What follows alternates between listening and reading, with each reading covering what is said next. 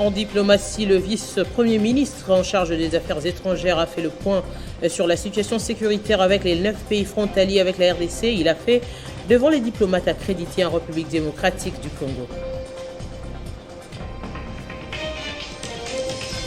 L'armée éthiopienne a repoussé les forces armées de TPLF des 3 villes de la région de Tigré, une opération réussie grâce à l'appui du Premier ministre Abiy Ahmed.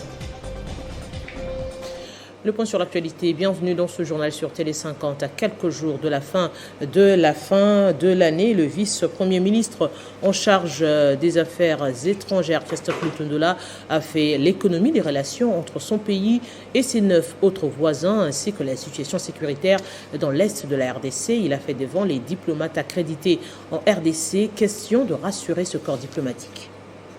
Devant les corps diplomatiques en République démocratique du Congo, le vice-premier ministre, ministre des Affaires étrangères, Christophe Lutundula, a tenu à leur communiquer la politique extérieure de la République démocratique du Congo sous les enjeux de la RDC, qui est connue comme une terre d'opportunité et d'hospitalité. Pour briser l'isolement diplomatique, Christophe Lutundula justifie les déplacements du chef de l'État, Félix-Antoine Tshisekedi Tshilombo, sur tous les continents africains, européens, américains et asiatiques pour remettre la RDC sur l'orbite.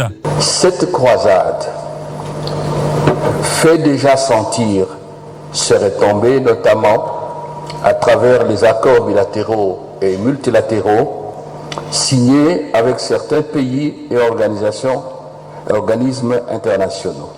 Parmi les points saillants épinglés par le vice-premier ministre, ministre des Affaires étrangères, il y a la situation sécuritaire dans l'est de la République démocratique du Congo.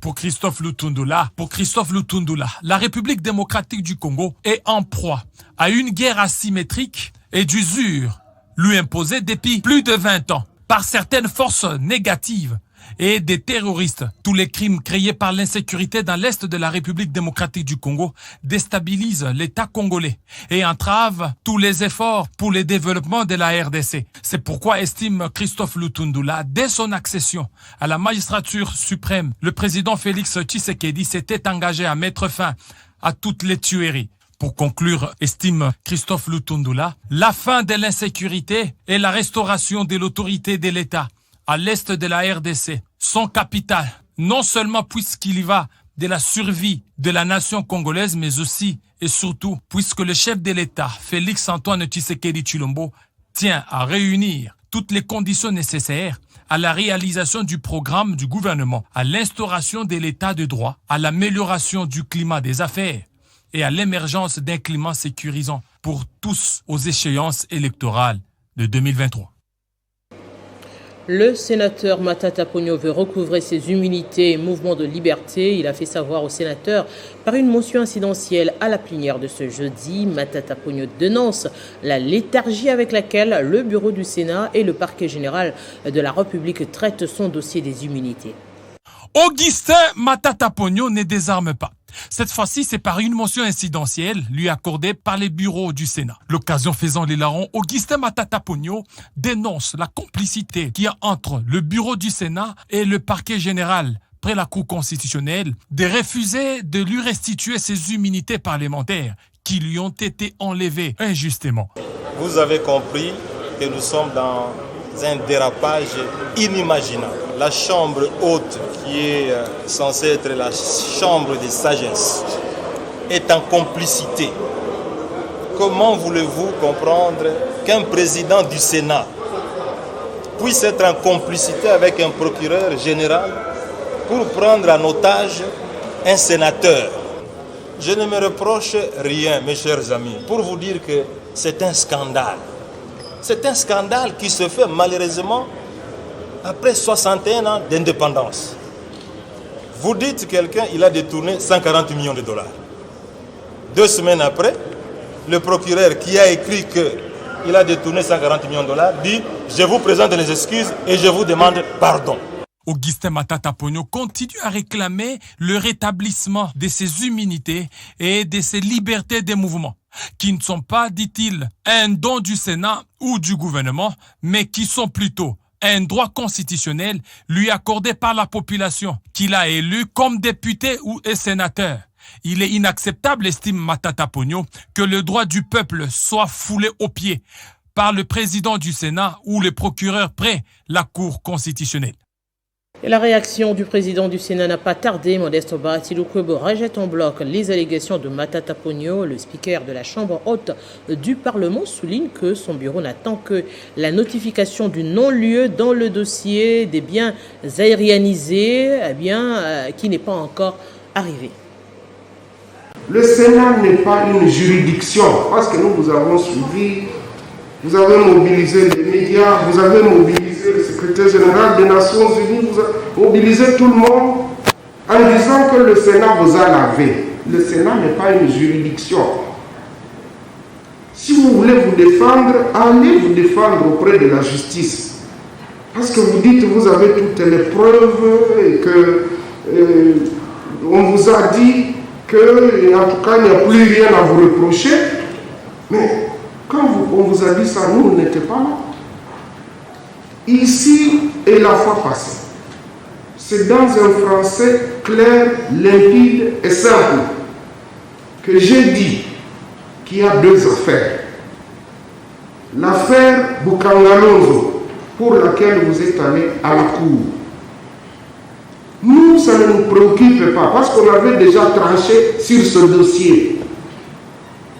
Mais le 28 juin, par réquisitoire 16 et 17 du procureur général, il nous a saisis pour un tout nouveau dossier des biens aérianisés, où on vous accusait de justifier le montant de 110 907 681 dollars américains et 27 894 707 euros. Voilà le dossier pour lequel vos immunités ont été levées.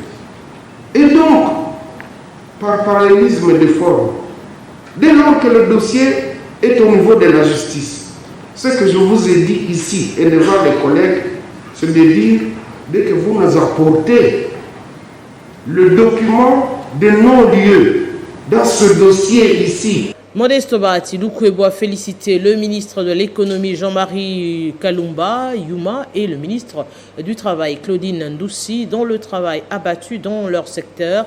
C'était au cours d'une activité scientifique en leur honneur organisée par les économistes anciens étudiants de l'université de Kinshasa. Journée scientifique organisée par les économistes de l'UNIKIN sous la coordination des ECO 98 en honneur de Claudine Ndoussi, ministre du Travail et Prévoyance sociale, et de Jean-Marie Kalumba Yuma, ministre de l'économie nationale.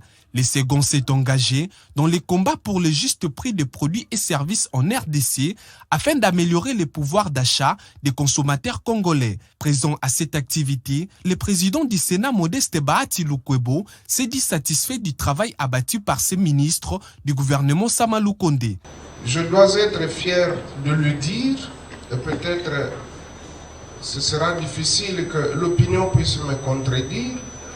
Ils ont suivi notre projet de société. Nous avons pour devise, c'est l'homme qui fait la fonction, mais ce n'est pas la fonction qui fait l'homme. C'est-à-dire que partout où vous êtes appelés, c'est à vous d'y laisser vos marques. C'est à vous de savoir pourquoi vous avez été appelés aux affaires. Vous êtes là pour servir le peuple. Et je suis très fier de voir que nos deux ministres se distinguent et effectivement sont en train d'innover dans les secteurs qui sont les leurs. Modeste Bahati a par ailleurs invité Claudine Ndoussi et Jean-Marie Kalumba à continuer à œuvrer pour l'intérêt de la population et la matérialisation de la vision du chef de l'État Félix Tshisekedi qui prône le peuple d'abord. À noter que sous la modération du professeur Moukoko Samba, deux thématiques ont été développées durant cette activité. Tout d'abord, le professeur Mabi Moulumba sur l'impact des contrats miniers afin de relancer l'économie congolaise. Ensuite, l'intervention du professeur Kabeyachi Koukou sur les contenus et les contours de la problématique de l'emploi en République démocratique du Congo. Lutte contre la Covid-19 après l'annonce par le gouvernement de la République de la 4e vague. La vice-ministre de la Santé, Véronique Kilumba, a visité quelques points d'entrée de Kinshasa pour se rendre compte de la mise en application des mesures de contrôle. C'est sur recommandation du chef de l'État, Félix-Antoine Tshisekedi Tshilombo, que la vice-ministre de la Santé publique qu'accompagné le directeur du programme national de l'hygiène aux frontières, Dr Ndungi, est descendu sur terrain les après-midi de ce mercredi 8 décembre pour se rassurer notamment des conditions de travail des agents commis au point d'entrée afin d'envisager les voies et moyens pour améliorer la surveillance et empêcher ainsi l'importation des cas de Covid-19 au pays. Dans les 2 sites frontaliers visités, Véronique Kilumba a reçu des explications auprès des responsables de l'hygiène aux frontières sur l'organisation du travail, les mouvements des voyageurs, les entrées et sorties des personnes. La maladie à Covid-19, c'est une maladie d'importation. Ça entre par les aéroports, ça entre par les beaches. Il était très important pour moi de faire une descente parce que le chef de l'État a le souci de protéger la population. Du constat fait, la vice-ministre Kilumba révèle. Il y a des choses qui sont bien faites, nous avons encouragé, mais il y a aussi des choses à améliorer. Il y a ce que nous-mêmes, de par la volonté, de par la conscience, nous pouvons améliorer, mais il y a des choses qui demandent qu'il y ait des moyens. Et le chef de l'État est prêt pour donner les moyens. La vice-ministre de la Santé publique a indiqué que ces visites ne vont pas s'arrêter seulement à Kinshasa, mais sur l'ensemble du territoire national. Véronique Kilumba a invité par ailleurs la population congolaise au respect des mesures barrières et à la vaccination, moyens les plus efficaces pour se protéger contre la Covid-19. Dans le Lualaba, Fifi Masuka a présenté le projet d'édit budgétaire exercice 2022. Ce document prévoit une augmentation de plus de 40% comparativement au budget rectificatif. Le numéro 1 de l'exécutif provincial projette de mobiliser en interne les recettes à l'ordre de 90% contre 10 seulement provenant de l'extérieur. 6 jours après le dépôt du projet d'édit budgétaire exercice 2022, Madame le gouverneur intérimaire du Lualaba était face aux députés provinciaux pour présenter l'économie de ce document de grande utilité publique ce mercredi 8 décembre 2021. Fifi Masuka a commencé par rendre hommage au chef de l'État Félix Tshisekedi qui a mis le peuple congolais au cœur de sa politique. Masuka Saini dit concevoir son tout premier projet d'édit budgétaire en se référant à la vision du président de la République. Comparativement aux autres années et surtout au budget rectificatif, Masuka Saini et son équipe gouvernementale ont apporté une augmentation de 45,51%. Elle n'a réservé que 10% pour les recettes extérieures grâce à une gestion orthodoxe basée sur un travail ardu et la lutte contre l'évasion fiscale. Le projet d'édit budgétaire 2022, dont je me fais le devoir de soumettre au crible de votre jugement, est arrêté en équilibre en recettes et en dépenses à 1610 milliards 739 millions 620 830 et 28 cents francs congolais. Le président de l'organe délibérant du Lualaba a ensuite donné la parole à ses collègues qui ont tous félicité les efforts de Masuka à revoir toujours à la hausse le budget de la province, contrairement aux années d'avant. Dites-nous, s'il vous plaît, même à l'intention de nos députés, quelle est la politique, la magie, le miracle qui vous permet d'évoluer avec les recettes internes sans pour autant contracter les dettes? Parce qu'aujourd'hui, madame, j'ai posé une question dernièrement au président de l'Assemblée provinciale. Président, moi je ne vois pas les correspondants de l'exécutif pour prendre des dettes à la banque. Au sortir de l'hémicycle, Fifi Masuka s'est offerte un bain de foule en marchant sur une distance de près de 5 km. La clôture à Isiro de l'atelier tenu à l'initiative du gouverneur Christophe Bassiani-Nanga en faveur des chefs coutumiers et administrateurs des territoires et élargie aux membres du gouvernement de la province du Haut-Ouélé, la gestion de l'État mais aussi les conflits entre autorités coutumières et administratives ont été abordés. Après 3 jours d'intenses travaux ponctués d'exposés et travaux en carrefour, cet atelier des autorités coutumières et administrateurs des territoires, avec la participation remarquable de membres du gouvernement provincial, à l'initiative du gouverneur Christophe Bassian-Enanga, tombe ses rideaux par cette lecture du communiqué final fait par le secrétaire exécutif du gouvernement provincial. Ensuite, le vice-gouverneur Christian Pitanga procède à sa clôture officielle en rendant ses hommages au chef de l'État Félix-Antoine Tshisekedi Tshilombo et son appel au strict respect des recommandations formulées par le participant. Je vous invite au strict respect de la législation foncière qui vous interdit de brader, de vendre ou de spolier les terres au détriment de vos communautés. J'attire votre attention sur l'application de toutes les résolutions adoptées et auxquelles vous avez librement souscrit au cours des présentes assises. Je demeure convaincu que chaque participant pourra s'activer pour améliorer sa prestation au niveau de son entité, gage du bien-être de ses administrés et du développement harmonieux de notre province. Cette représentante des chefs coutumières interpelle ses homologues pour ce faire. Différents thèmes développés à notre attention nous serviront à bien diriger notre entité pour le bien-être de notre population. Intervient enfin la signature du communiqué final par le vice-gouverneur, représentant du gouverneur empêché, puis par tous les participants. Dans le Holomami, pour éviter les conflits dans les zones d'exploitation minière, il s'est ouvert un séminaire de renforcement de capacité des acteurs travaillant dans le secteur minier au nom du gouvernement, plutôt du gouverneur A.I. Empêché. Et c'est le ministre provincial des Mines et Tourisme qui a lancé les travaux. C'est dans la salle du Guest House La Grâce que le ministre provincial des Mines et Tourisme, l'ingénieur Arsène Moukadi Kintuntanki, a ouvert au nom du gouverneur ad intérim du Holomami Empêché l'atelier de renforcement des capacités à l'attention des entreprises minières, les coopératives et les services techniques de l'État sur la traçabilité et la diligence, programme Initiative internationale pour les chaînes d'approvisionnement de l'État, ITSI en sigle. Permettez-moi de rendre les hommages les plus déférents au chef de l'État Félix-Antoine Tshisekedi Tshilombo pour la paix sans laquelle cette manifestation n'aurait pas eu lieu.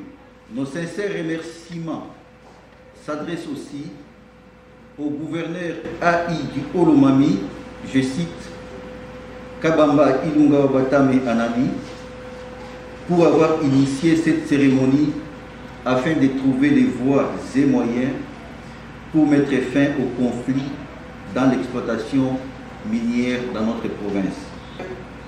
Je déclare ouvert l'atelier de formation des membres du CPP. C'est M. Vincent Zongué, représentant du programme ITSI en RDC, qui a animé les 2 modules sur la traçabilité, axés sur la loi Dodd-Frank et les comités provinciaux de suivi. C'est ces manuels de procédure de traçabilité des minerais qu'on utilise actuellement en RDC, qui part de la mine jusqu'au niveau de l'exportation, là où on a défini tous les acteurs qui interviennent et toutes les taxes qu'on peut collecter par rapport à l'exploitation minière et artisanale. Ce projet est implémenté pour la traçabilité dans le secteur minier et la lutte contre les conflits dans ces domaines, pourvoyeurs de moyens à l'État. Cet atelier a pris un jour et les participants se disent outillés par ces notions apprises, car la répétition est la mère des sciences.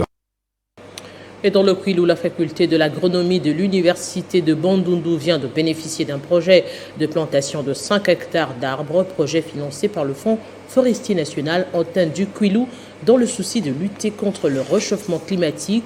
C'était à l'occasion de la célébration de la Journée nationale de l'arbre que ce projet a été lancé. En chaque, le 5 décembre, la communauté nationale commémore la journée de l'arbre. Question de mettre en valeur l'importance de l'arbre dans la vie humaine. C'est pour ce fait que les fonds forestiers antenne du Kwilu, sous l'impulsion du gouvernement provincial, a organisé à Bandunduville une double cérémonie, notamment celle de la plantation des arbres pour lutter contre le réchauffement climatique, s'inscrivant dans le cadre de l'opérationnalisation du programme Jardin scolaire, consistant à planter 1 milliard d'arbres à l'horizon 2030, prôné par le chef chef de l'État, Félix Tshisekedi, et celle du lancement du projet de reboisement des 5 hectares dont la faculté des sciences agronomiques de l'université de Bandundu en assure l'exécution sur son site dans un financement du fonds forestier du Kwilu. C'est un motif de joie pour le recteur de cette université et aussi une fierté pour les représentants du fonds forestier au Kwilu d'avoir financé ces projets. Le fonds forestier national étant un service public ayant pour mission d'assurer le financement des opérations de reboisement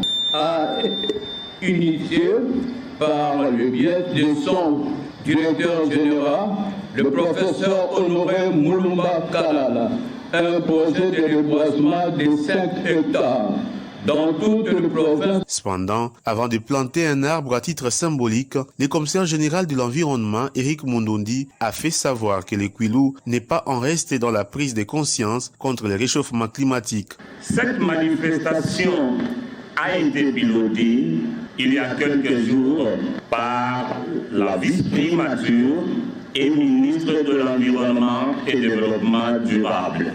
Dessus le gouvernement provincial du Kwilu, dans sa politique de lutte contre les changements climatiques, ne ménage aucun effort pour la matérialisation de la protection de l'environnement qui occupe par ailleurs une place de choix dans son plan d'action gouvernemental. Le parti politique Envol a dans une communication politique confirmé la tenue de son meeting pour le dimanche 12 décembre et ce, malgré les mesures édictées par le gouvernement pour prévenir la propagation de la Covid-19. Après avoir été interdit par le gouverneur de la ville de Kinshasa, le meeting de sensibilisation le dimanche dernier, la délégation, le comité organisateur d'Envol, parti cher à Deli Sesanga, a par une correspondance notifié le chef de l'exécutif provincial de Kinshasa de leur marche prévue pour le 12 décembre prochain au quartier Kanluka dans la commune d'Engaliema. L'Envol dénonce et combat la résurgence des agissements que nous avions combattus dans la dictature, incompatibles avec l'état de droit et qui sont inacceptables dans une démocratie. Envol condamne la restriction de l'espace politique au sein des institutions délibérantes de la République et dans l'espace public. À moins de 700 jours de la convocation des élections de 2023, la montée vertigineuse de la dérive dictatoriale et de l'intolérance politique est un écueil sérieux à un processus électoral libre, démocratique et transparent. L'Envol confirme la tenue de sa matinée politique au quartier Kanluka pour ce dimanche 12 décembre 2021 à 11h, comme annoncé. Pour le parti politique Envol, toutes les mesures sont prises pour limiter contre la propagation de Covid-19. La pandémie existe, mais la pandémie ne doit pas être une raison pour empêcher les libertés publiques puissent pouvoir s'exprimer. Par cette communication, le parti d'Envol exprime leur soutien à leur président Deli Sesanga pour tous les efforts consentis pour la réduction des trains de vie des institutions et les réformes. Clôture ce jeudi à Bukavu du deuxième congrès du parti politique Bloc Uni pour la Renaissance et l'émergence du Congo. À l'issue des travaux de 2 jours, plusieurs résolutions ont été prises par les congressistes. C'est entre autres la réélection de Julien Paluku comme président de ce parti et le soutien de la candidature de Félix-Antoine Tshisekedi au poste de président de la République pour le compte du Burek pour les élections de 2023. Pacheco Kavundama. C'est à l'issue des travaux de 2 jours dans la ville de Bukavu que le participant venu de toutes les provinces de la RDC au deuxième congrès du Bloc Uni pour la Renaissance et l'émergence du Congo ont pris un grand nombre de résolutions. Julien Paluku Kaongia a été réélu président du Burek. Il sera secondé par 2 vice-présidents dont Jean-Marie Katokolio et Cyprien Mbere. Félix-Antoine Tshisekedi, chef de l'État, a été aussi déclaré candidat président de la République du Burek pour les élections de 2023. Pour Julien Paluku Kaongia, la vision du président de la République, le peuple d'abord, doit se poursuivre et se matérialiser pour améliorer le social du peuple congolais. Le président de la République qui a tracé cette vision est en train de créer un incubateur des gens qui sont formés Et c'est nous qui sommes formés à cette école d'atteindre la vision du peuple d'abord pour que chacun retrouve ce qu'il a toujours rêvé à travers Félix Antoine Tshisekedi Tshilombo. Pour qu'en 2023, tous, nous nous rassurions que nous avons raflé les plus grands suffrages que le pays n'ait jamais connus pour ascenser la personne de Félix Antoine Tshisekedi, président. À la clôture de ce deuxième congrès, le Burek a enregistré l'adhésion d'une centaine de nouveaux membres. Julien Paluku Kaongia, président du Burek, leur a demandé d'aller sensibiliser les autres pour que dans chaque maison en ville de Bukavu, il y ait un membre du Burek. Et en culture, la ville de Monéditou dans la province de Lomami abrite depuis hier mercredi le festival des films alimentaires 3e édition. Ce festival consiste en la projection des documentaires portant sur l'agriculture. Ce forum est une occasion de réflexion sur la façon de cultiver et sur la transformation du système alimentaire. Retour sur la première journée de ce festival avec notre correspondant sur place, Emmanuel Kalonji. Début ce mercredi 8 décembre de la 3e édition du festival Film Alimentaire Casse-Oriental et Lomami. Organisé par l'agence belge de développement Enabel avec l'appui des SOS Fin, ce festival réunit les paysans agriculteurs, la société civile et les autorités politico-administratives de 2 provinces. Lancé par le ministre provincial de l'agriculture de Lomami, aux côtés de son collègue du Casse-Oriental, les travaux se déroulent dans la salle Bedom de la ville de Monéditou et s'étalent sur 2 jours, soit du 8 au 9 décembre. Le festival alimentaire, 3e édition, a commencé par l'évaluation des recommandations de l'édition précédente tenue en décembre 2020 en Bujimaï. 20 au total, lues l'une après l'autre, il a été établi que nombreux sont en cours de réalisation et certaines ont-elles été réalisées. Cependant, elles n'ont pas été suivies et documentées. Je vais lister et après on verra les niveaux de réalisation. Ensuite, l'assistance a regardé l'un des films projetés au FAT première édition tenue en 2019 en Anangika, intitulé « Le paradoxe de la faim dans le monde ». Ce film de 8 minutes a fait réfléchir les participants sur ce paradoxe dans la région du Kasaï et en République démocratique du Congo. Et alors, le film proprement dit des 7 premières journées du FAT 2021 a été projeté, intitulé Amouka, l'éveil des paysans congolais. Ce court-métrage réalisé par Antonio Spano, produit par Popioul et tourné en grande partie dans l'est du pays, résume une double question. Pourquoi ce paradoxe et quel avenir pour l'agriculture familiale congolaise? Après quelques échanges sur ces questions, les travaux se sont poursuivis en groupe, point de chute de la première journée du festival Film Alimentaire 3e édition. En Éthiopie, je le disais en titre, le Premier ministre Abiy Ahmed est rentré mercredi à Addis Abeba après avoir mené des frappes avec l'armée nationale conduisant à la réquisition des 3 villes de la région de Tigré occupées auparavant par les forces armées de TPLF. Les insurgés tigréens ont effectué un retrait vers la région du Tigré parlant de réajustement territorial alors qu'il y a 10 jours, ils étaient à 180 km de la capitale Addis Abeba. Il ne s'agit que de la première phase déclarée par le Premier ministre Abiy Ahmed dans un communiqué à son retour de la région des Tigrés, dont il s'est dit à nouveau maître après avoir repris 3 villes. En effet, il y a 1 mois, le Premier ministre avait envoyé des troupes dans la région du Tigré pour renverser les TPLF qui revenaient en force en prenant la majeure partie du Tigré, en jouant notamment les villes de Dessi et Kombolcha. Les 2 villes symbolisant le renversement de la situation militaire, cette prise a porté une tournure inquiétante au conflit, notamment un probable effondrement de l'armée nationale. La marche des Tigréens vers Addis Abeba avait déclenché une panique internationale, poussant plusieurs ambassadeurs à engager les rapatriements de leurs ressortissants et incitant le Premier ministre à endosser la tenue militaire pour se rendre sur le front.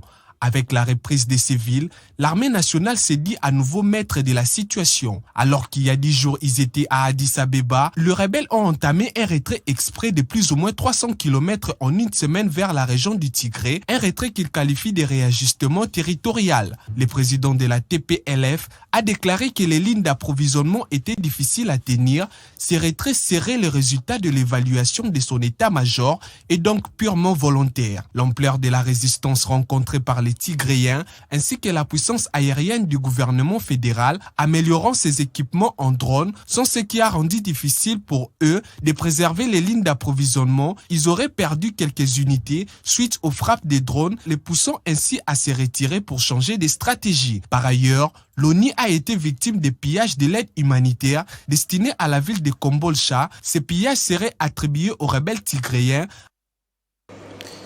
Venons en rappel les principaux titres.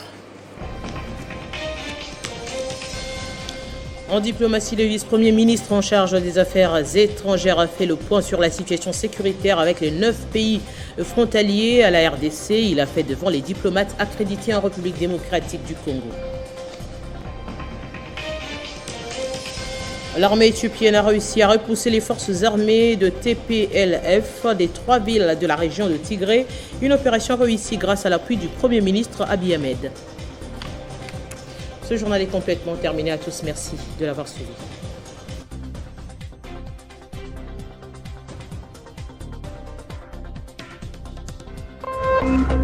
Téléchargez les infos Télé 50 sur www.télé50.cd.